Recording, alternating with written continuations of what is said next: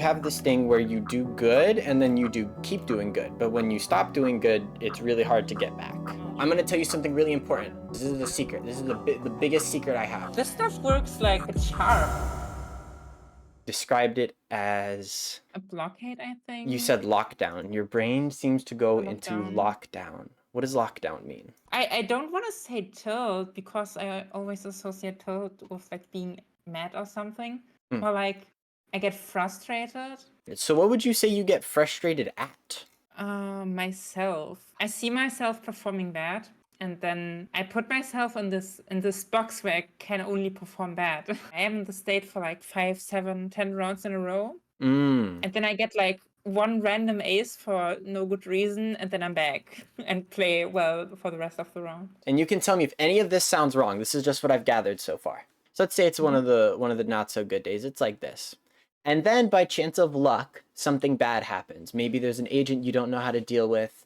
Maybe there's a map you really don't like. And it looks like to you for a second that you're doing bad.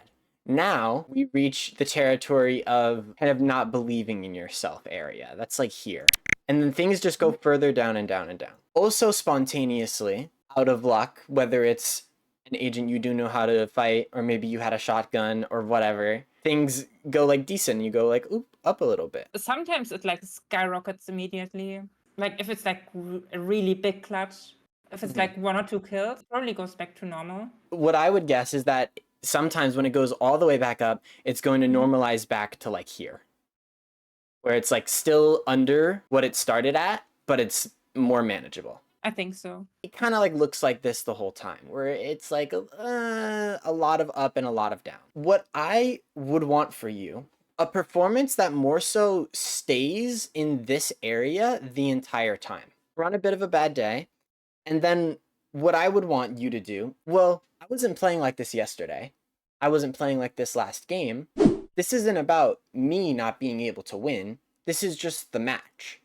And then even if we don't come back up, we can like stabilize it. And then the same thing happens. So say we have a clutch. The tricky thing about situations like clutches is a lot of the time they fill us with energy and fill us with more than confidence. It's something else. It's something more dangerous. But like the clutch kind of like shoots you way up. And in an ideal world, after you get some good practice, I would hope that the clutch actually just does like this. And it brings you back up to about normal, doesn't oversell it. And what that can do is that means that like, if we don't go all the way up, we can't go all the way down. Does that make sense? Yeah. Like the higher up we are, the more the fall hurts. Yeah. Ideally, we can keep ourselves in kind of a neutral spot. This is one of my better days. This is one of my worst days. But it's just one of those days. It's not about who the player is. Would you say that you do this or you do something like this in your games so far, or when you play games? Mostly I just think, oh, this is a really bad game. After I finish a game, the state of my previous game kind of completely leaves my mind. And you also said that you take a lot of breaks. So I mean, I don't know for sure, but I would definitely say that taking a break is part of contributing to that. Depending on what you did during your break, you probably go back to around normal. That is really cool. So I think what we would want to do then is figure out what actually happens here. Because if we can do that, then we can also make that same thing happen like here. And it's difficult because there's not a lot of time in between rounds or in between like when you die and when you have to play the game again. We might be able to pull something out, find some trick or some technique or some way of thinking that can serve as like a mini reset, almost like you're taking a break, but in between the rounds. What actually happens here during this break? I do stuff that has like nothing to do with like my PC or Valorant or whatever. But that's hard to do while I'm in game. So... Yeah. If only there was something that was like always there with us that we could use. It's called breathing. I'm a big fan personally. I do it all the time. I'm basically addicted. I can't live without it. The whole point is that we don't think about breathing often. Thank God I don't have to. So I can think about Valorant. Just breathing in between your rounds and putting your attention into that could be very useful. It's like not actually exciting, so it doesn't put more stuff in your mind, but it does give you something to think about, something to focus on outside of the game. So when you come back to it, you almost have a new perspective. Does that make sense? Does that sound like something you'd be interested in? Yeah, absolutely. Awesome. Imagine if there was a Valorant coach that could make breathing sound cool. And if you want to see more of me and know when you can get coaching and stuff, Twitter and Twitch, there if you want them, you're invited. The numbers, so it's 478. Oh, I used to do that to fall asleep. It was like breathing in for 4 seconds, Yep. holding it for 7, and breathing out for 8, right?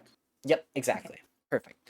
So you can do that. That's already one. And look at that. You already have experience. I would hope you have experience breathing. But this is the specific type. This is even better. Let me think if there's anything else. Oh, PaperX Jing said this one. If you can't shoot, you guys have to adjust your sitting position. You have to stand up and sit again, then you reset your sitting position, and then your aim will be back. People don't think about how much of your body is actually engaged in Valorant, but it's like you have your arm, your shoulder, a little bit of your chest, maybe a bit of your back, all in your aiming, and then all your fingers doing these fine movements. It's a little bit more physical than we tend to think sometimes. That's why everyone wants good reaction time. Resetting yourself physically is actually super useful. So you can just like stand up for a second. And I don't know if you want to like try to touch your toes. You want to like do a dance? Go for it. I've told people to do jumping jacks. When we panic in our body, we need to use the energy, otherwise it gets stored. So I say, okay, you're panicking, do jumping jacks or plank or whatever for a little bit to get that energy out. But you don't have to do any of that. You could just stand up. And if you like doing that, I also like pacing is a good one. How does those sound? That sounds good. That sounds good. Have I you? already pace like a lot when I'm on a call or something. It's like something that's hard coded into my mind already. So we already have two techniques, both of which you apparently already do. So I don't know what you need me for, but perfect. I don't do these in game, so Right. I think you could be gold though. I think could be pretty cool. You did say fundamentals were something you were struggling with. Is there anything in specific with that you want to mention? Like I don't think I know. I don't know if you can even say that all the fundamentals. I don't know all of them is what I meant. Like I Right. know some of them that are like really common. Like I think my crosshair placement is actually fine. Okay. Or at least I know how to improve it. But movement is something I really struggle with. If I watch other people play, like really good players, looks like they have full control over everything they're doing. But for me, when I like jiggle peek or something, it's clumsy.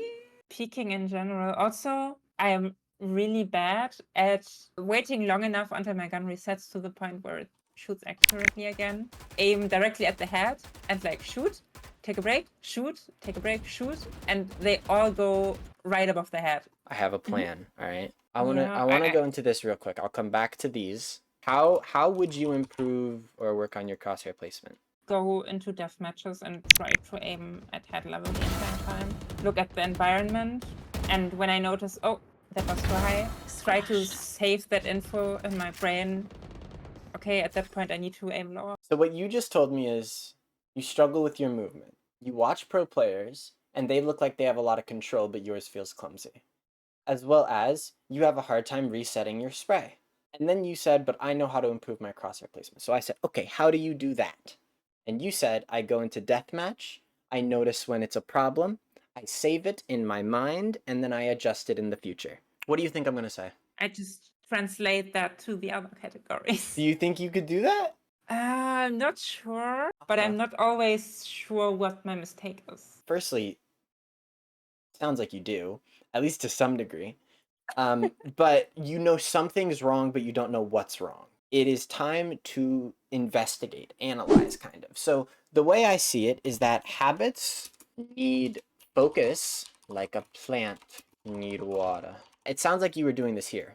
You were focused on your crosshair placement. You notice things about it, and then you save it and adjust it. Like you can kind of have in your mind, oh, I need my crosshair at head level. But unless you know what that looks like, it doesn't matter. So when you say, I can't reset my spray, you know what it looks like when you do it wrong, but we don't know what it looks like when we do it right. Then you actually gave the answer earlier with movement. If I watch other people play, like really good players, looks like they have full control over everything they're doing. I'm just gonna say better players. Better more players. experienced players. You can go on Twitch and just find some random plat. You can watch pro players if you really want. If you have a friend that's gold, you might even get something from that. The way that habits work, you learn what you want it to look like by simply observing it. So, kind of the same way you did with your crosshair placement, but it's just not you, it's someone else. You would go into the practice range and then practice that. Or you don't even have to watch more experienced players. You could just go in the range and experiment, and then once you have somewhat of a rhythm, then you go into a deathmatch and you try to do that. So with crosshair placement, we said my crosshair was too low or too high. And then on this one, we can say I didn't wait long enough to reset, or I waited too long and I missed out and I just died. Same thing. It's just like a subtle adjustment that we can make next time. And then you save it in your brain, you adjust. And now this is you did this. I barely explained anything here. You see what I mean? Yeah. I think that's really cool and makes me very happy. Very excited. Most players don't know this. This is a secret. This is the biggest secret I have. You ready? You can't stop bad habits. You have to make new bad habits. Can I get a room, please? Some birds and boobies. Big white jacuzzi. Just like in the movies.